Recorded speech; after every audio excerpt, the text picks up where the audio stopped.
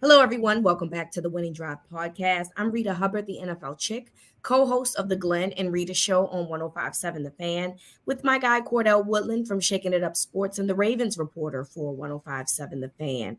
And draft time is upon us, Cordell. We are feels very eerie in the Baltimore area when it comes to the Baltimore Ravens. They choose at number 30, and it just doesn't feel like there's a lot of optimism. I don't know. I don't know if that's the word to use, but because they're picking at 30, because it feels like this won't be a sexy pick, it doesn't feel like the flockers are as excited about the draft as years past. I don't know. Maybe it's just me. No, I don't think it's just you. I think, when the Ravens are coming off the year that they're coming off of, and you have the season end the way that it did, I think it takes a while to get over that. And even though people may not be talking about it as much as they were, I think it still stings. And when you're picking 30th in the draft, it's just tough to get up for that. I mean, the board kind of dictates what your night is going to look like. So, yeah, I can understand it. And in the case of people in Baltimore, I mean, you have the Orioles who are doing well right now Yep. as well. So it's easy to not necessarily just get wrapped up in what the Ravens are doing or what's happening in the NFL, because you're not the Bears or the Commanders or the Patriots, the teams that are in the top 3, the top 5 picks in the draft. Yeah, it's draft season is a big deal out there right now, where for the Ravens, they could very well trade out of this pick. They could take an offensive lineman, which isn't the sexiest pick, we know. So it's a lot of what ifs right now with the Ravens, and still a lot of possibilities. So, with that being said, how do you see this playing out? I think that the Ravens, we obviously know that they would like to bolster their offensive line. They lost 3 guys in free agency, whether it be trade or they signed elsewhere. And so, yes, we've heard that, they have guys that they are looking forward to plugging in to the lineup. But I think that there's still a question mark about certain players and wanting to know if they can find a way to do this in the draft to bolster their offensive line. So there's a lot of talk about how top heavy this draft is when it comes to offensive linemen, particularly tackle. Now, the Ravens don't necessarily, they do need a tackle, obviously, because they traded Morgan Moses away to the Jets, but it feels like they're looking for more of a utility type of player that can play multiple positions within the offensive line, but particularly the guard position. So, according to draft experts, the top of the draft is people are going to be looking for offensive tackles, which means that the Ravens won't really be in a position, it feels like, to get an offensive tackle at 30. That being said, there are obviously other offensive linemen that are going to be there, but that's if the Ravens pick an offensive lineman at 30. Do you feel that the opportunity will be there for them to pick without overextending themselves, meaning like this is projected to be a second round pick, but because you're at 30, you just feel like you need to make that move and get a guy? Yeah, I mean, I think that could be a possibility. Like, I don't want to say that I think that the Ravens are going to settle for somebody in the first round. Um, I do think if they have to use that pick, they will. I did see the report from Daniel Jeremiah on Twitter saying that teams are pretty much looking to move up to get these offensive tackles right now. Yep. So maybe the Ravens are one of those teams. I don't know. I don't know what they have to give up. And Right. I'm not sitting here saying that I think that they're looking to trade up. If anything, I would think that if they're going to trade, it would be to trade back. Right. But yeah, I mean, they are in dire need when it comes to the offensive line. So how desperate are they really? They've made it seem like, it's important to them, the offensive line and to fix that offensive line up this offseason. But does it mean that they are picking an offensive lineman in the first round no matter what? I can't sit here and say that. I could still see them going wide receiver. I could still see them going cornerback. I could still see them going edge rusher. So I think those are the possibilities right now. But assuming they go offensive line, I mean, look, it's 29 teams ahead of them. It's just kind of spitballing when you talk about anybody being there for the Ravens at 30. But maybe Amarius Mims ends up falling to them. But the longer this process has gone on, it feels like that's less likely to happen. It does feel like he's trending up a little bit in the past few days. I mean, whereas about close to a month ago, I might have said, like, I think he'll be there for them. I'm not so sure right now. Wide receiver, maybe A.D. Mitchell ends up being there. If Xavier Worthy's there, I'll be interested to see what they decide to do because, I mean, yeah, the Chiefs aren't in their division, but they're clearly in their way. So correct. You know, they're looking at wide receiver as well. You do gotta, if anybody thinks that a part of this process isn't looking to block and steal players from other teams that you deem as competitors, they're fooling themselves. Yes. So I do think in the case of the Ravens to the Chiefs, maybe if there isn't a tackle there that they love and two guys like A.D. Mitchell and Xavier Worthy are there, I'd be curious to see what the Ravens would do because either of those guys with Kansas City probably worries me. But personally, I don't want them dudes to have that type of game-changing speed that Xavier Worthy brings. So I would probably lean towards him, maybe. But and then, I mean, look, you might have one of the faster wide receiver core. I mean, now you're looking a little bit like the Dolphins in terms of speed at the wide receiver with him and Zay out there together. And as opposed to the Dolphins, you have very high-quality offensive linemen. I'm not concerned about offensive line necessarily being the pick in the first round because I still believe they're going to get multiple offensive linemen throughout the draft. So I could see them going wide receiver if they feel like it's good enough. And look, skill positions are important. And for the Ravens, I think they understand that maybe it's not dire, but who knows what tomorrow brings for Bateman. I would, if one of those receivers are there that they love, I would not be shocked if they took them. Yeah, I agree with that. And then look, there's also the conversation of pass rush, right? Mm-hmm. And even potentially cornerback. Now, it's ironically, Cordell, I saw a mock draft that had Kool-Aid McKinstry at 30. Now, I don't see the possibility of that. I think that McKinstry is going to be gone by the time we get to like early 20s.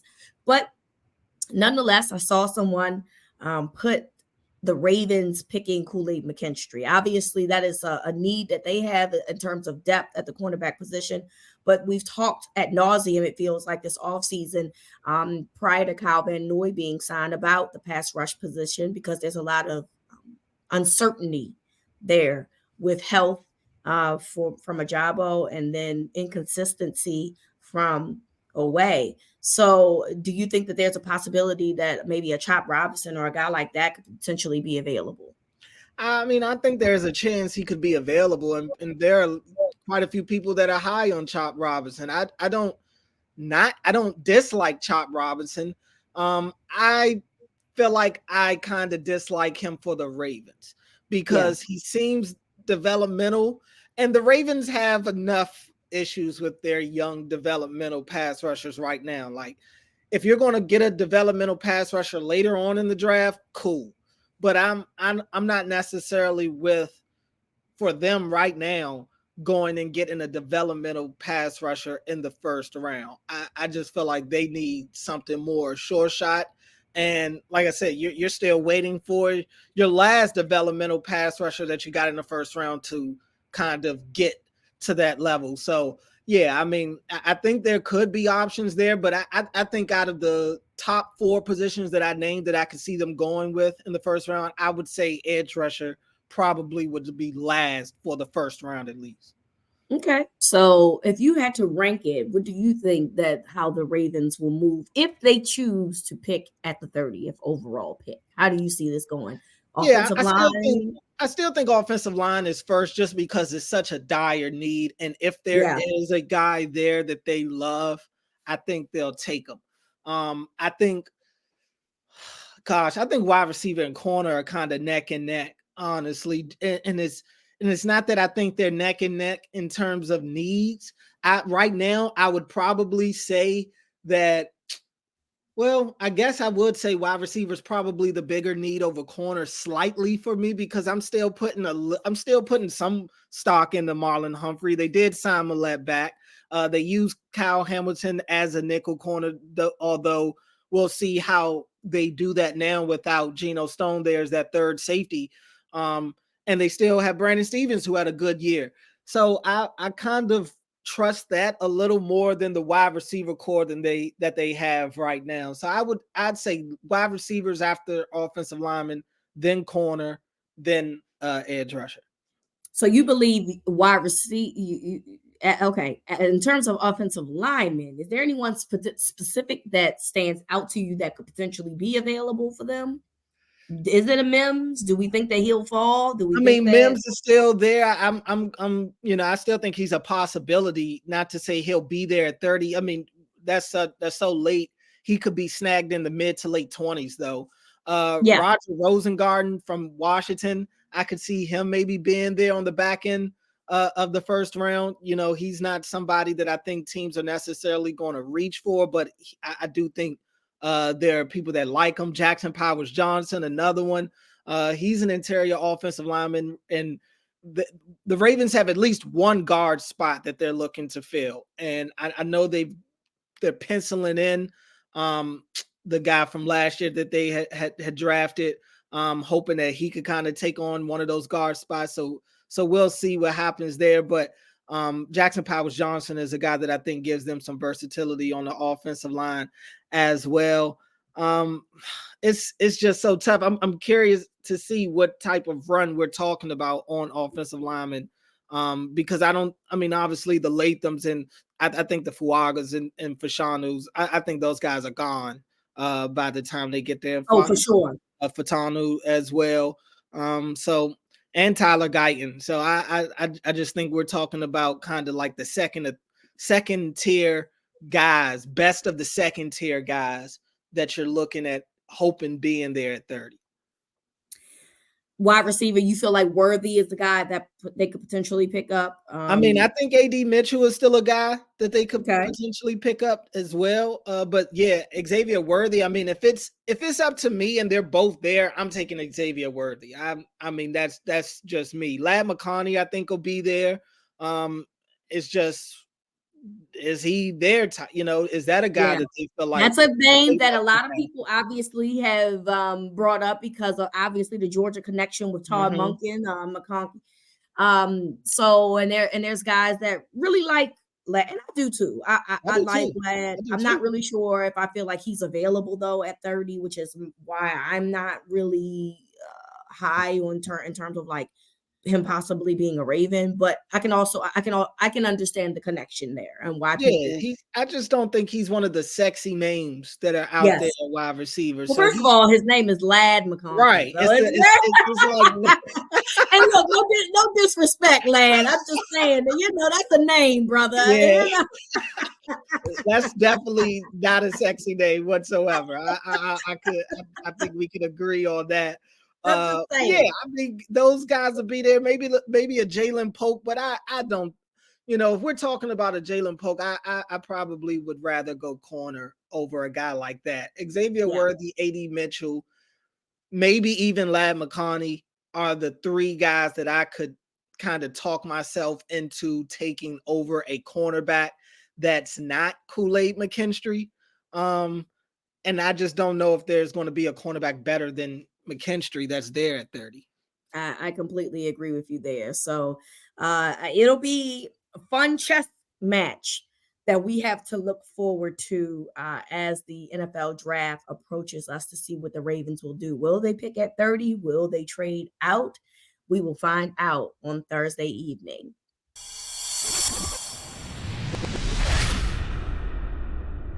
All right, so the best thing to do, Cordell, is to look at your competitors, look at the enemies, and see what it is that they need, and see what you think that they could do to upgrade their teams, and just kind of watch it. You know what I'm saying? So you got to pay attention to the competition at all times. The Ravens obviously have the last pick in the AFC North. The Steelers are at 20. And the Bengals are at 18. I believe the Browns do not have a first round draft pick. So that leaves them out of the equation. But with 18 and 20, you could do a lot of things here. Mm-hmm. So when you look at how everything is falling in place, what player do you have that concerns you to go to each team? And I'll start. So for me, the Bengals pick at 18. I would really hate for Brock Bowers of the University of Georgia to go there. They are already stacked at the wide receiver position. I do know that Tyler Boyd is no longer with them, but T. Higgins and Jamar Chase is absolutely still there, right? And it does feel like that they're just kind of missing a tight end to the caliber of Brock Bowers, which honestly, do you really need a third wide receiver if Bowers is your tight end, right? So that is my biggest fear in terms of what it is that the Bengals could do specifically when I look at where they are picking and who could potentially fall to them. Now, Brock Bowers could potentially go within the first 15, which would be great. You know what I mean? But to me, it's a possibility, and it's one that I view as a real chance, and it's one that I hope does not happen. Go there. Anybody for you for the Bengals? Yeah, I mean, I think you'll be you should be okay. You never know on draft night. You never Yeah, I know. mean, we saw Kyle Hamilton scoop Right, down a couple years right. ago, so you just never know. You know You what I never mean? know. I mean, I think Bowers will be the first tight end taken. Now, when that is, who knows? It could start as early as 10 with the Jets. I Yeah, very think true. I think they'll be the team that probably ends up snagging them, but they could go offensive line too. Like the run on offensive line, I think is going to dictate what happens, and maybe guys like Brock Bowers will be the ones that are impacted the most by that run. But for me, I mean, I think the Bengals most likely go offensive line. They're in that range to where they could get a Tyler Guyton, they could get a JC Latham potentially. So we'll see. But in terms of a guy that like worries me, Brian Thomas Jr. going there kind of worries me, the wide receiver from LSU. You mentioned they lost Tyler Boyd. We don't know what's going to happen with T. Higgins. He could be a draft night trade. Who knows? Yep. But even if T. Higgins is there, I don't think that's going to stop them from drafting his potential replacement, if at all possible. And if Brian Thomas is there for them, I could definitely see them going that route. This is the same team that pretty much punted at drafting an offensive lineman in the first round a few years ago and took Jamar Chase instead. And that's pretty much worked out for them. Even though their quarterback has still been getting knocked around and has still dealt with injuries, Jamar Chase is a stud. I don't think they would stop there and wouldn't try to go get that trifecta from LSU to go get another LSU wide receiver in Brian Thomas Jr. I think that dude's a stud, and maybe he's not the first or second best wide receiver in this class, but he could be the third. I think it's kind of a toss up between him and Odunze. So we'll see what happens, but the Bengals getting Brian Wilson would worry me a little bit. On the Brian flip Thomas. side, oh Thomas, yeah. On the flip side, you got the Steelers who pick at 20. They have some offensive linemen that they could potentially upgrade. They traded Deontay Johnson. So we know that they're in the position of looking for a wide receiver. We know that there's a lot of rumors going around about Brandon Ayuk, and it feels like the Steelers could potentially be in the race for that, and they have the 20th pick. So if you decide to trade Ayuk for your 20th pick, that's concerning. But any wide receivers you feel like looming at 20 could be a potential pick up for the Steelers that would be problematic? Yeah, I mean, I would, Brian Thomas will probably is another Yeah. one that's still there. Xavier Worthy, I mean, you get into that mode, Yep. you start talking about him being there potentially. Um, I, I mean, I think I think Pittsburgh could definitely go wide receiver, so those would probably be the guys that will worry me a little bit. I think they're another team. Like I said about the Bengals, I wouldn't be shocked if they go offensive line as well. They have so many needs. I mean, they need a corner, they need wide receivers, they need a center. Yeah. So they just need so many different things that I I think they're going to be a team that maybe they'll try to go best available, but I think that their best available will be limited down to their specific needs. But maybe like a Nate Wiggins from Clemson. We saw them go cornerback in the first round and take Joey Porter Jr. Maybe, and I wouldn't be surprised if they did it again, honestly. Yeah, Nate Wiggins from Clemson wouldn't shock me. I mean, he's got some nice size. He likes to play physical. Dude ran a 4.2 in the 40. So you want somebody that can help you keep up with the Jamar Chases and the Zay Flowers of the world and the Amari Coopers. That would be a guy that could definitely fit the bill. This is also a potential place where Kool-Aid McKinstry goes. Because again, I don't think that he goes too far down. I definitely don't think I see him at 30. I mean, we've seen more bizarre things happen before, but I just don't see that scenario playing out. Hey, if I'm down to be wrong, though, make sure it happens tomorrow and he's available at 30 so the Ravens can get him. But I definitely think that cornerback is another position that they feel like that they could upgrade in as well. And that is something that we definitely could be seeing from the Steelers. Again, the Browns don't have a first round draft pick, but the Browns have upgraded themselves in the offseason. So, there is that. If you would have asked me, I would have said the Browns probably need to be looking for a quarterback because who knows what the situation is going to look like with the young man there. It's just always something when it comes to the Browns, Deshaun Watson. And so it feels, he kind of talked in circles the other day about his health, regarding his health, and, just the situation with the lawsuits that he's been going through regarding inappropriate behavior with women. You just don't know. But and for the Steelers, I'll also reiterate that I think that the Justin Fields trade kind of takes that away because I felt like Michael Penix was a real threat to potentially go to Pittsburgh. But now you got a guy in Justin Fields who essentially is going to be a mentee to Russell Wilson. You don't really feel like you're in a need necessarily. Now, I could be wrong here. They could decide, look, we're going to get Penix anyway. I just don't feel like that's something that's going to happen here because they're letting Justin Fields kind of sit on the sidelines while Russell Wilson plays and kind of gets the system down. So, yeah, I mean, obviously you want to watch what your teams in your division are doing, and because everybody is picking above the Ravens, minus the Browns, of course. They got prime real estate, is like we'd like to say. They have obviously much better choosings than what the Ravens will come their 30th pick, and I think it's important for us to watch accordingly what they have going on to see how they upgrade their teams as well.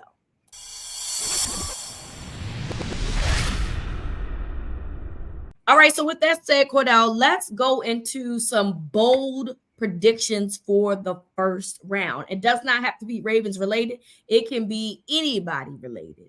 Do you think somebody's going to make a blockbuster trade? Do you think somebody's going to make a pick that, is wow? You know what I mean? I'm curious to know if you have any bold first round predictions. Currently, the over-under on quarterbacks drafted is 4.5 in the first round. And I feel like that this might be an over, personally. Yeah. When you look at teams like the Raiders, like your Commanders, like the Patriots, there's so many teams. Oh, well, we know the Bears, obviously, and I think that this is a slam dunk with Caleb Wolf. That's 4 teams off the top of my head.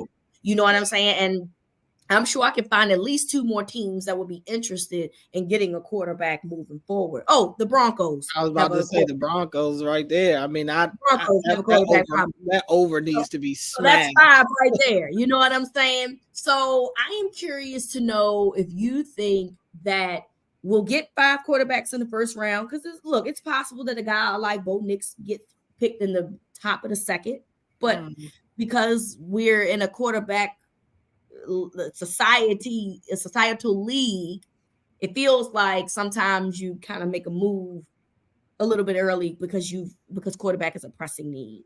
Yeah, I mean, I think it's a couple of teams that are desperate to move up to get a quarterback right now. The Giants are one of them. They're desperate to Wow. get another quarterback, it seems like, and all these Okay. reports about them uh, being desperate to get either Drake May or Michael Penix. I think there is legs to that. The Vikings are desperate Oh, to the move up and Vikings. get a Yes. quarterback as well. So wouldn't be shocked to see them and the Vikings, the Giants, the Broncos, and the Raiders kind of like fighting each other to get into the top 5 and 6 spots to get a quarterback. I really think that's what's happening right now. The Commanders have already said they're not trading out of their second pick. So really, when you talk about trading, it starts at 3 with the Patriots, who have said that They're they're willing. Yeah. answering the calls. They're fielding calls. They're prepared to use the pick if they have to, but they are willing to trade out of that pick. So we'll see who ends up taking it. I feel like JJ McCarthy's name has been kind of the smokescreen of draft season. I think Jim Harbaugh has led this brigade of people Absolutely. pushing That's his player. That's his JJ guy. McCarthy, and I think Mm-hmm. it's caused all these quote unquote draft experts to kind of hitch their horse to that wagon and Yep. have pushed JJ McCarthy. And I think it's going to get to the point. It's not going to be the exact same thing, but think back to a couple of drafts ago where Malik Willis's name was the hot name throughout the entire draft season, and everybody was talking about how Malik Willis had flown up the charts and how he was going to be drafted super early, and he ended up going what, 5th, 6th, 7th round, something like that. How about Mac Jones, who also they swore was going to like the Niners or something like that in the top 5, and they really pushed Mac Jones to be a top 5, top 10 quarterback taken, and that wasn't the case, and he was still drafted too high. I think JJ McCarthy is kind of the industry plant of the draft right Yep.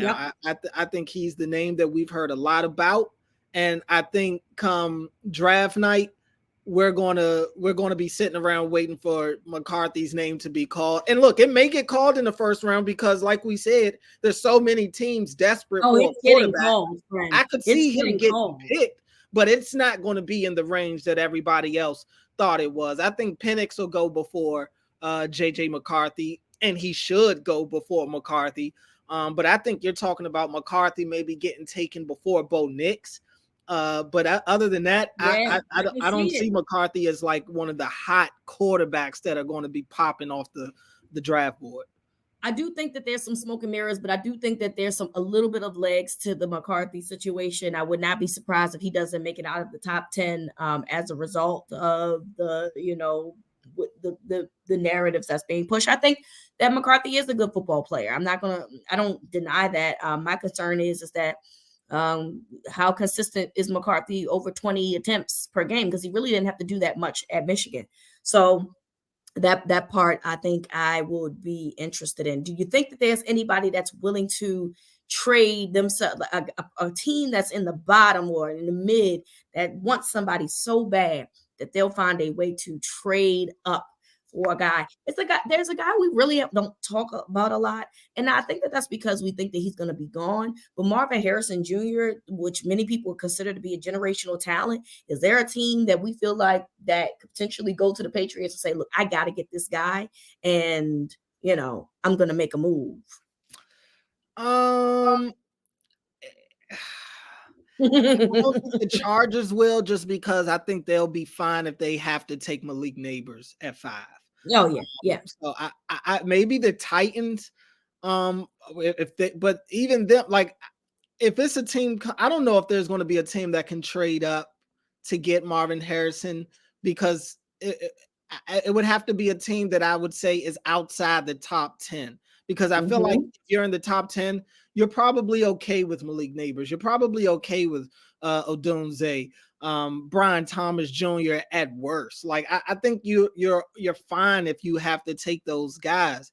But if you're talking about a team that probably really wants a wide receiver, I did see a report today that the Indianapolis Colts seem to really want Marvin Harrison Jr. beyond just the obvious of the connection with his father playing there.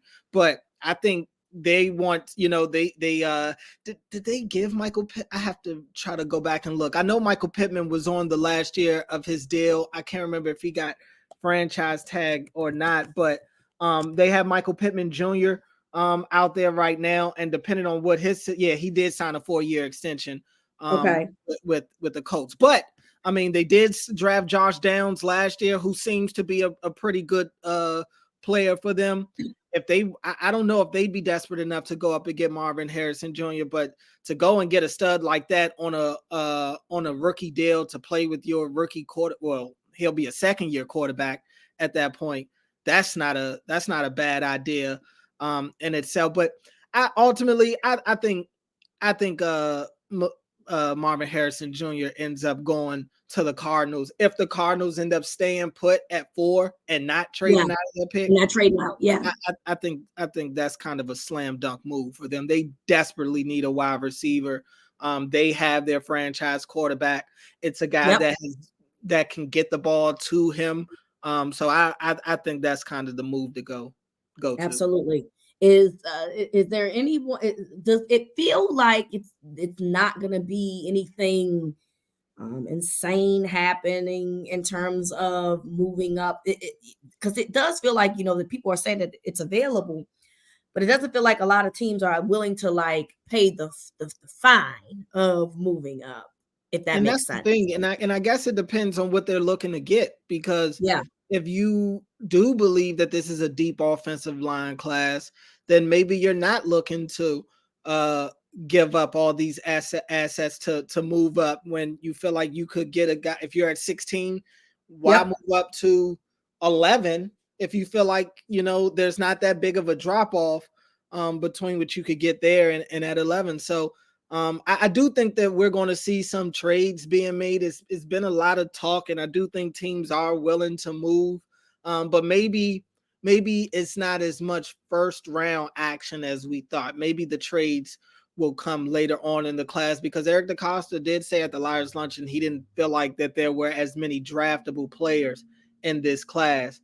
So maybe there's a situation where we see teams maybe like the Ravens trade some picks this year to acquire picks for next year, but that'll happen probably in the second half of the draft. I agree with that. So I'm my bold prediction. It's going to be I think the Vikings are going to try to make a move. I think the Vikings are, like you said, they need a quarterback badly. And I think that the Vikings are going to try to move up and get a guy. Now, don't know, who's going to be the suitor for the Vikings. But it does feel like that they're a little pressing when it comes to what it is that they need in that regard. And so I think that what will happen is that they'll find a way to make themselves available and trade maybe with a team like the Chargers who don't have a quarterback situation. Yes, they could.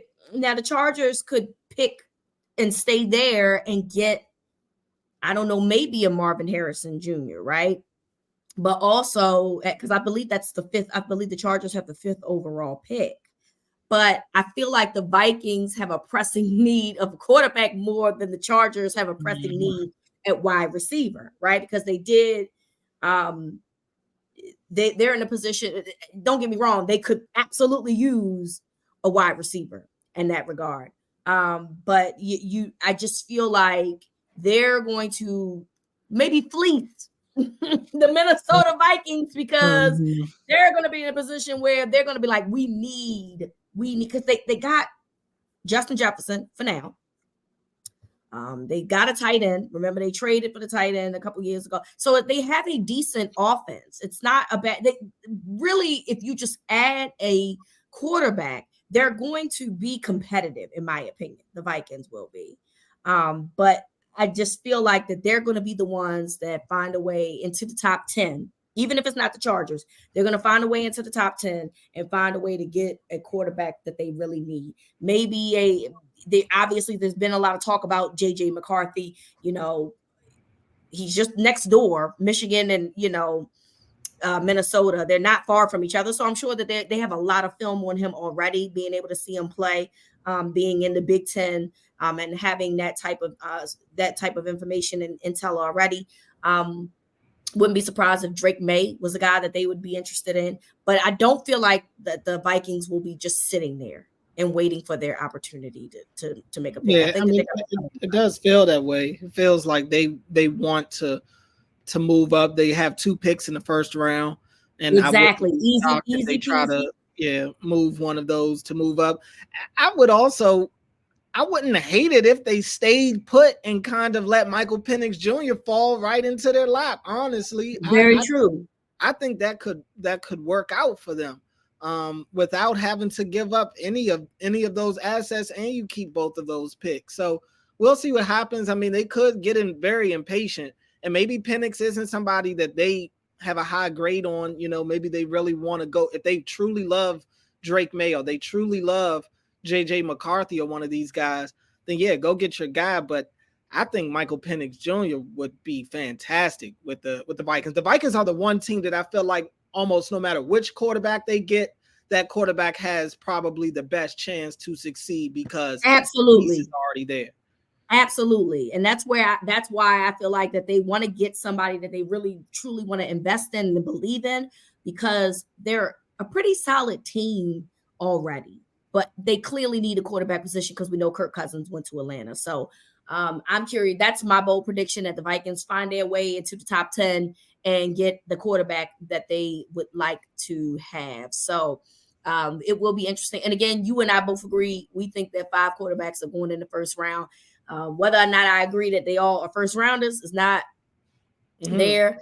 It's not my, it's not my place. I just know that a lot of times teams press when it comes to the quarterback position, and sometimes they make decisions, New England Patriots with Mac Jones, that are bad decisions in the long run. So 5 quarterbacks, easy peasy as far as I'm concerned. We'll see how that goes.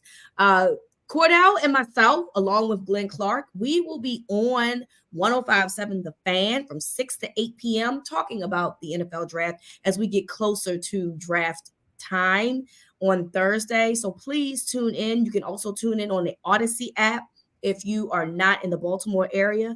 We'll be talking about all your favorite draft players that are being drafted, and who the Ravens we think will make a pick if nothing happens between now and draft day, of course, if any moves are made. So we want to thank you all for listening. From Cordell to me, this is Winning Drive.